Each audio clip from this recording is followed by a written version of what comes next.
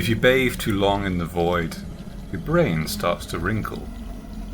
Geoffrey Borscle felt the days passing like treacle as he failed to escape the lazy, meandering streets.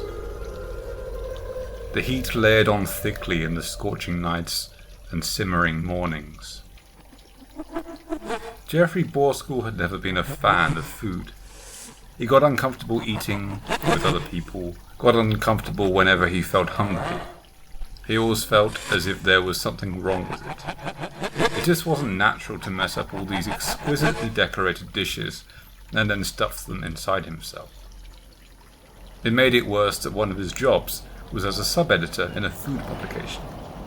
Forced smiles grimaced on the inside, and expressions of desire for pages and pages of carefully lit, carefully piled, steaming, gleaming food. It made him sick, but he learned to swallow bile by washing it down with carbonated water whenever he felt it rising from his stomach, but the aftertaste never got any easier.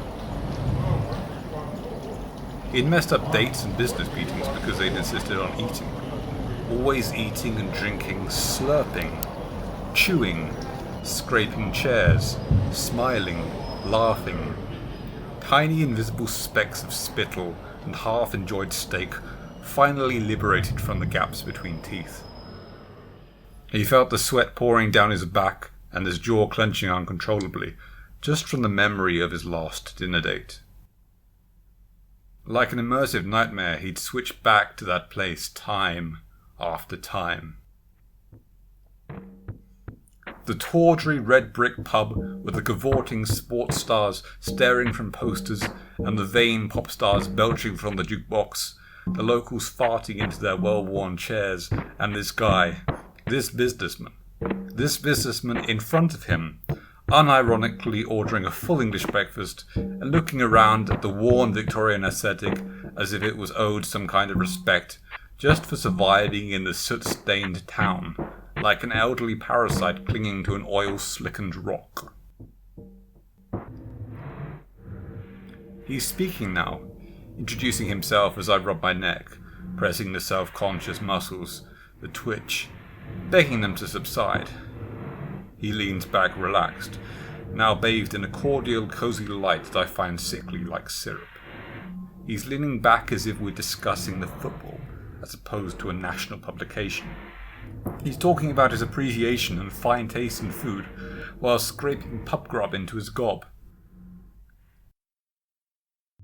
And suddenly it hit him in overwhelming waves of disgust, and he began retching into the sink, as smells and shimmering nights and gleaming dishes swam back to him. He gasped for breath, and began gagging again as the taste of his well-worn breakfast returned to him. He fell to the ground, exhausted, and into a deep, restless sleep, in a dark, flickering void to which daylight rarely reached. When he awoke, he felt hungry, uncontrollably hungry. He ran for the fridge and clawed it open, eating and drinking everything that he could find. He poured milk over the fruit and chili sauce over the raw steak, tearing it with his teeth, wiping the bloody juices from his mouth and sucking them from his fingers. He felt reborn. He felt an ecstatic pleasure, a previously undiscovered one that washed over him in colourful, soothing tones. "Geoffrey, did you get your hair cut?" asked Gloria, as he strolled into the little shared office space, with a spring in his step. "Nope. Guess again." She looked at him thoughtfully, and then smiled. "New suit?" He smiled back at her. "Nope." She shrugged her shoulders. "There's something different about you." She turned to take a bite of her breakfast, and then he felt it, but it wasn't aimed at the breakfast. Suddenly, overwhelmingly, he wanted to eat her.